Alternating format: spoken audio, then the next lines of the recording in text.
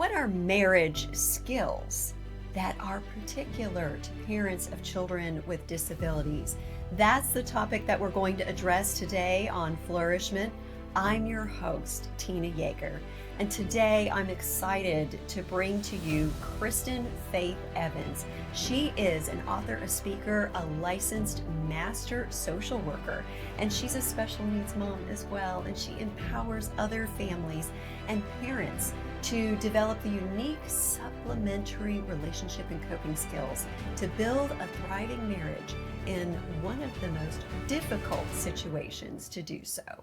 Welcome, Kristin. I am so delighted to share this very important message on Flourish-Meant from you to our audience today. Hi, Tina. Thank you so much for having me on. Kristin, let's talk about your personal journey as a parent of children with disabilities. How did this impact your marriage and send you on this journey of looking for resources to help keep your family strong and your marriage strong?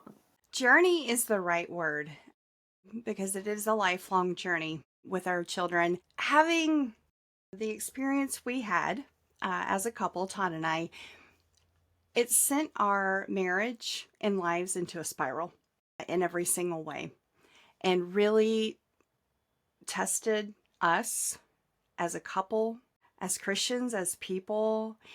In the early years, I really struggled in every way, mental health, faith, and in my marriage.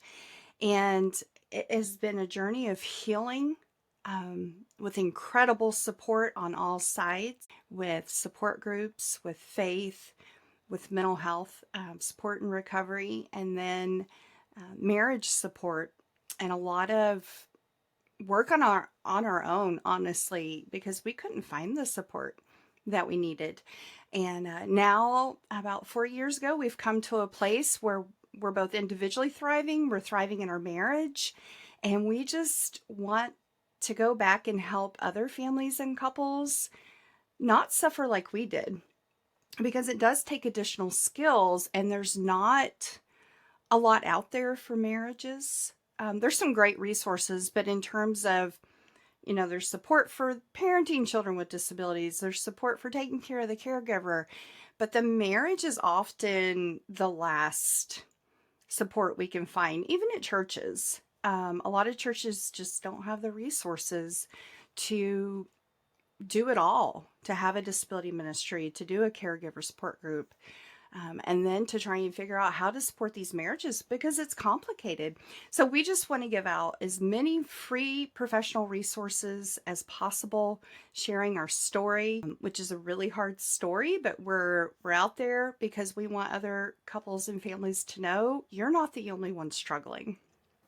That's an important point. I think people listening, if they happen to be parents of a special needs child, of a child that has disabilities, they may feel like they're the only ones who are looking at their marriage suffering. Can you talk about how this is a prevalent issue and why it needs to be addressed?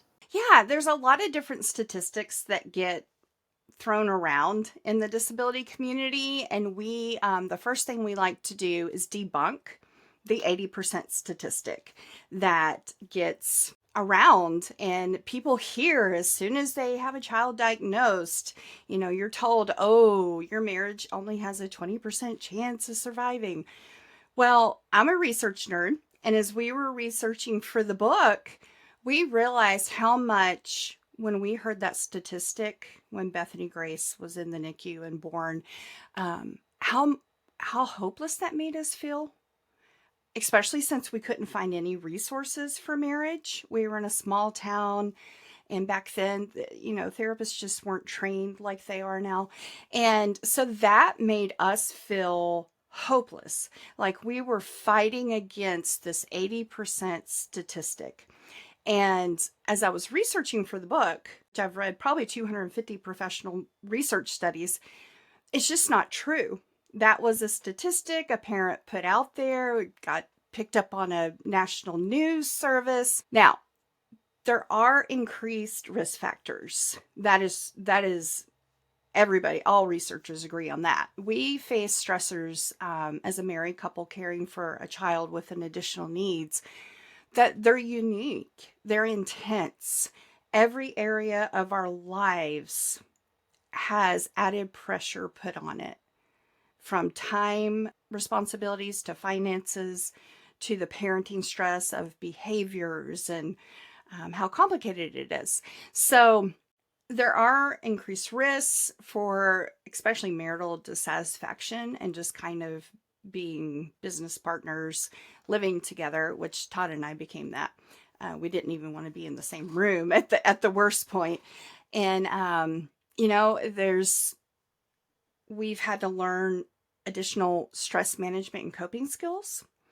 And when you've got this kind of intense pressure and potentially trauma from your children, and you don't know how to cope with that stress or those situations, that starts to come out in other ways in the marriage, whether it's an addiction, potentially an affair, or just not being able to connect.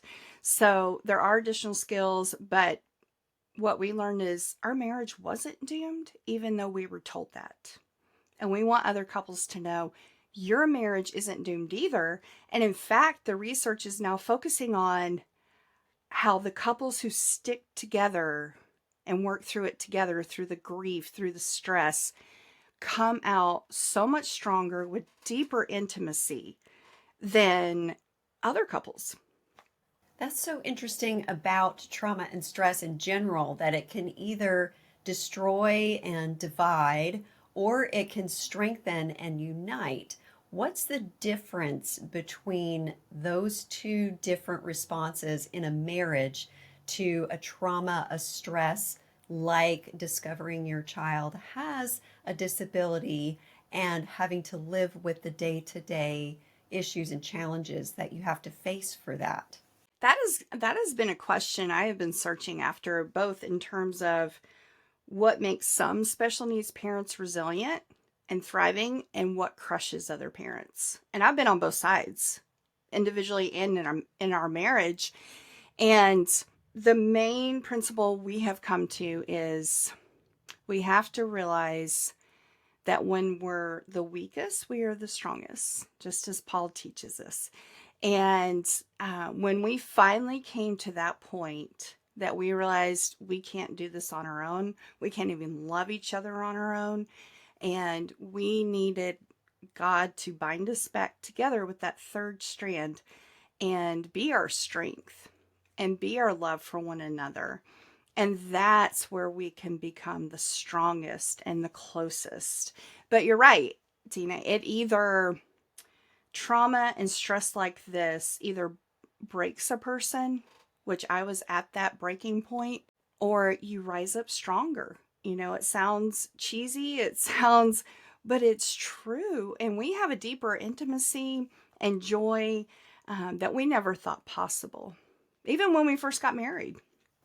One of the main things that will happen is that each individual who's experiencing stress or trauma, particularly disability parents, will isolate in their pain rather than communicating. And when they do communicate, they're communicating from woundedness. So it doesn't come across as empathetic or understanding or listening to the other person's heart. It ends up becoming a fight. So can you talk about the communication skills that are unique for disability parents that they need to start developing? Yes, that is critical. You bring up a very excellent point. I was the one who shut down very quickly because we just couldn't understand. Todd and I couldn't understand what the other person was going through, and that was one of the key wedges that ended up in our marriage. The trauma I had experienced, lots of trauma with the pregnancy, the delivery, watching Bethany Grace have a medical emergency in the NICU. Todd hadn't experienced all that, and he didn't understand how that was impacting me. He didn't experience the daily caregiving, the taking her to appointment after appointment, being devastated. And when I tried to share with him how it felt, how I was struggling, and it was also grief. The chronic sorrow is a big piece we didn't understand, and I think a lot of parents and couples don't understand. He had moved past his grief, or so he thought, which a lot of dads, statistically, I don't want to generalize, either remain in denial or they're able to move past the intense waves of grief. Well, I was not.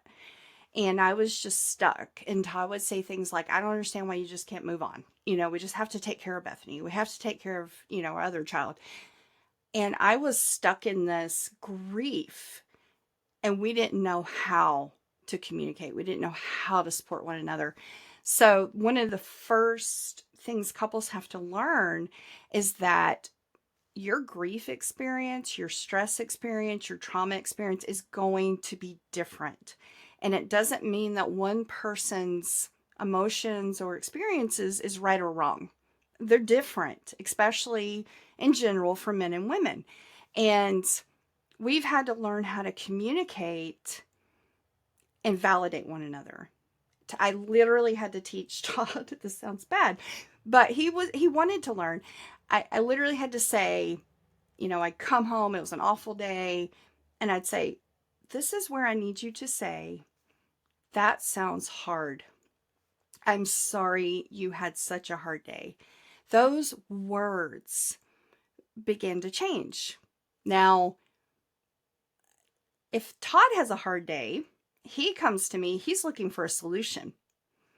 And so we have learned, in order to communicate, we need to ask one another, or actually it's being willing to tell the other person. Like just yesterday, I was like, I don't know what to do, but I need an emotions conversation first, and then I need a solutions conversation. And when we validate the other person's need like that, it just builds trust. But we also have to become more efficient at communicating, because we have more to talk about and less time to talk about all our children's needs. And so we have to become efficient at those conversations so we can have those deeper conversations. I love all of the tools that you're presenting here, and I know that you have more. How can people stay connected with you and follow your resources and get a copy of this very groundbreaking research-based book that you have to offer? Yeah, so we'd love for listeners, we'd love for you all to come visit us at disabilityparenting.com. And we have created lots of free resources to help you in your faith, mental health, and marriage.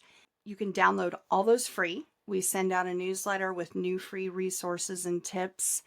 And you can also read the first chapter of our book free. Bigger Books has made that available, so we're grateful for that. Enter your email, we will send you the first chapter of the book free. Also, follow us at Disability Parenting on Instagram.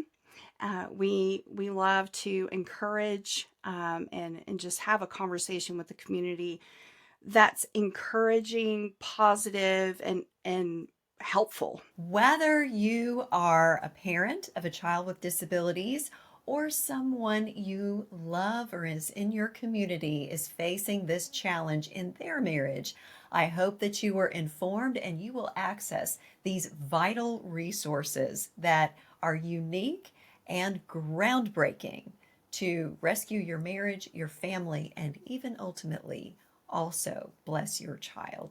And of course, I also hope that you will come back for the next episode of Flourish-Meant.